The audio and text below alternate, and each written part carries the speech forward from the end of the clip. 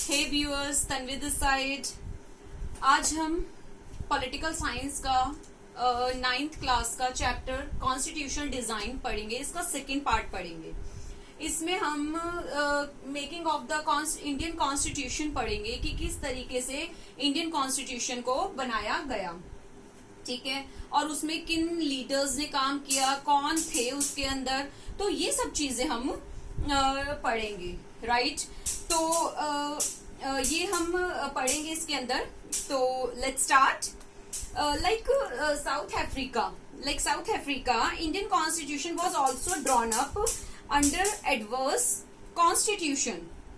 we know that India was struggle। India को 100 साल लग गए थे अपनी फ्रीडम के लिए, अपनी स्ट्रगल करते हुए, और फॉरेनर्स ने कम से कम 100 साल तक इंडिया पर राज किया था।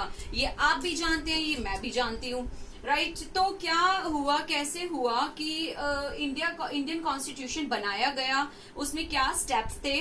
तो फर्स्ट स्टेप है, in 1928 Motilal Nehru and 8 other Congress leaders drafted a constitution for India। जो मोतीलाल नेहरू जी थे और उन 8 कांग्रेस लीडर्स जो थे उन्होंने इंडिया के कॉन्स्टिट्यूशन को ड्राफ्ट किया। Second point, in 1931 the resolution at the Karachi session of the Indian National Congress mainly dealt on how independent India's constitution should look like। dealt का मतलब यहाँ पे मैंने आपको बताया है अधिवेशन।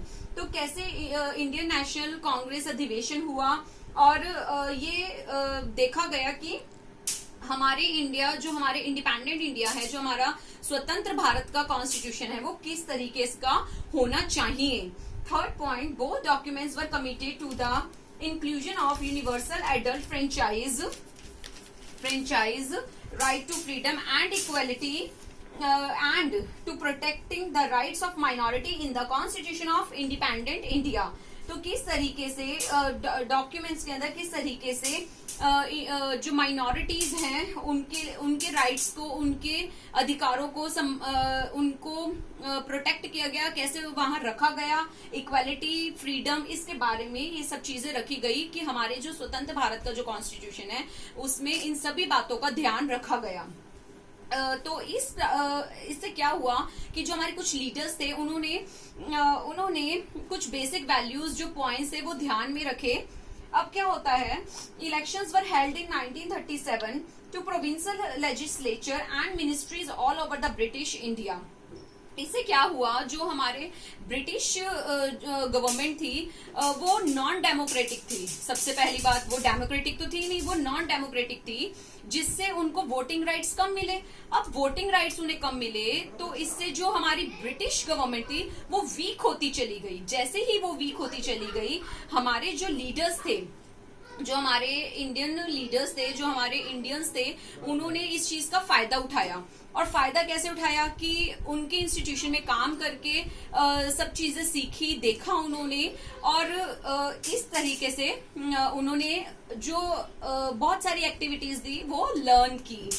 Next point, the Indian Constitution adopted many institutional details and procedures from colonial laws like the Government of India Act 1935। यही मैंने अभी आपको बात बताई कि किसी भी, फॉर एग्जाम्पल, आज मैं खुद एक टीचर हूँ और अगर मैं किसी स्कूल में काम करती हूँ, मैं किसी स्कूल में वर्किंग हूँ, तो वहां से मैं पहले सीखूंगी कि मुझे किस तरीके से स्टेप बाय स्टेप ऊपर चढ़ते जाना है, और आफ्टर दैट मैं अपना इंस्टीट्यूशन खोलूंगी, अपना स्कूल एक एस्टैब्लिश करूंगी। तो इसी तरीके से इंडियंस ने भी और इंडियन लीडर्स ने यही फायदा उठाया ब्रिटिश के इंस्टीट्यूशंस में काम करके, और वहां से सब चीजें सीख के, सीखे वो लोग, ताकि जब हमारे इंडिया को फ्रीडम मिले तो हम अपना इंस्टीट्यूशन सेटअप कर सके और वहां पर काम कर सके।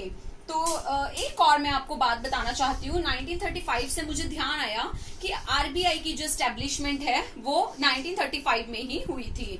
RBI, reserve bank of India, जिनके गवर्नर शक्तिकांत दास जी हैं प्रेजेंटली। तो ये मैंने आपको एक पॉइंट बताया।